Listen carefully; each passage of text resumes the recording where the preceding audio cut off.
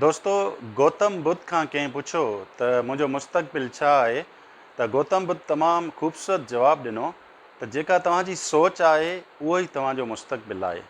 दोस्तो इहा ई हक़ीक़त आहे त जेको असां सोचूं पिया, जेको असांजे ज़हन में हले पियो, उहो ई असांजे एक्शन्स में, असांजे अमलनि में ज़ाहिर थिए पियो। अगरि असां सुठो सोचूं था, पॉज़िटिव सोचूं था त असांजो मुस्तक़बिल बि हिकु शानदार आहे, ख़ूबसूरत आहे, बहितरीनु आहे। पर उन जी जॻह ते असां जेकॾहिं नेगेटिव सोचूं था, मनफ़ी सोचूं था, ख़राबु सोचूं था त ज़ाहिरी ॻाल्हि आहे असांजो मुस्तक़बिल बि ऊंधाओ आहे ऐं ख़राबु आहे।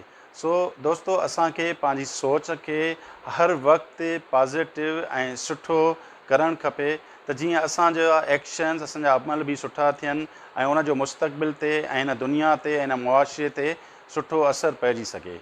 दोस्तो असां ॾिसूं पिया त अॼुकल्ह हर कोई इहा दांह करे पियो त हिन मुआशिरे मां, हिन दुनिया मां प्यार, मोहबत, सहप, रवादारी ख़तमु थींदी पई वञे। त उन जो सबबु इहो आहे त असांजी जेका सोच आहे, उन सोच में जेका नेगेटिविटी उहा तमामु घणी अची वई आहे। उन में कावड़ ऐं किरोध तमामु घणो अची वियो आहे, जंहिंजे करे उन जा असर हिन मुआशिरे ते, हिन दुनिया ते, असांजे मुस्तक़बिल ते पइजी रहिया आहिनि। असल में दोस्तो हीअ दुनिया हिकु पड़ाॾे वांगुरु आहे। जेको कुझु असां मोकिलियूं पिया उहो ई वापसी में असांखे मिले पियो। असीं दुनिया में जेको कुझु हिन मुआशिरे में विझी रहिया आहियूं उहो ई असां उनखे ॾिसी रहिया आहियूं, उहो ई असांखे मोट में उहो मिली रहियो आहे। त दोस्तो असां जेकी अॼु पोख पोखींदासीं, मुस्तक़बिल में असां उहो ई हासिलु कंदासीं। ईअं हरगिज़ न आहे त असीं अॼु जेकॾहिं कणिक पोखियूं था त असांखे मुस्तक़बिल में चांवरनि जो फ़सुलु मिलंदो, या असीं पटाटनि जी पोख पोखियूं था त मुस्तक़बिल में असांखे उन जे बदिले सूफ़ मिलंदा। सो जेकॾहिं असांजी सोच नेगेटिव आहे, बिल्कुलु मनफ़ी आहे, नाकारी आहे, त हरगिज़ ईअं न थींदो त असांखे उन जो रिज़ल्ट पॉज़िटिव मिले। कॾहिं बि ईअं न थींदो।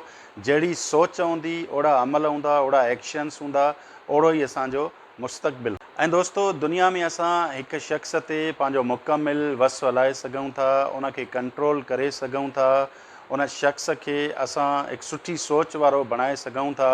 उहो ॿियो कोई न आहे, उहो शख़्स, उहा असांजी पंहिंजी ज़ात आहे।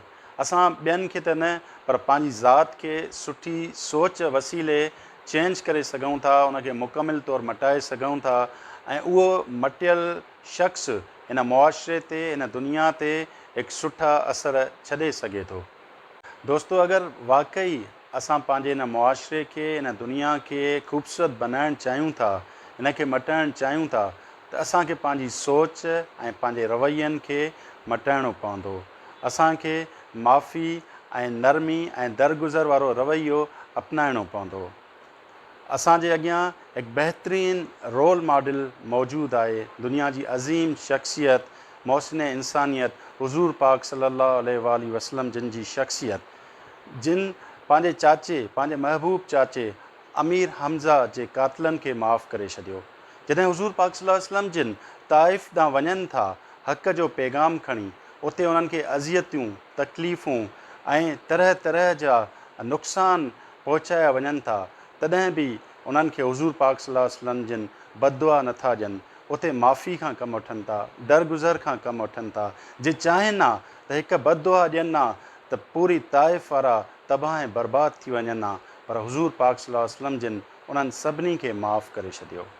फ़तह मक्का जे मौक़े ते असीं ॾिसूं था, जॾहिं हुज़ूर सल्लल्लाहु अलैहि वसल्लम जिन हिकु फ़ातह जी हैसियत सां मके में दाख़िलु थियनि था, त फ़ख़्र सां या गुरूर सां दाख़िलु नथा थियनि, बल्कि कंधु झुकायूं नरमी सां दाख़िलु थियनि था ऐं पंहिंजे सभिनी दुश्मननि खे माफ़ु करे छॾनि था।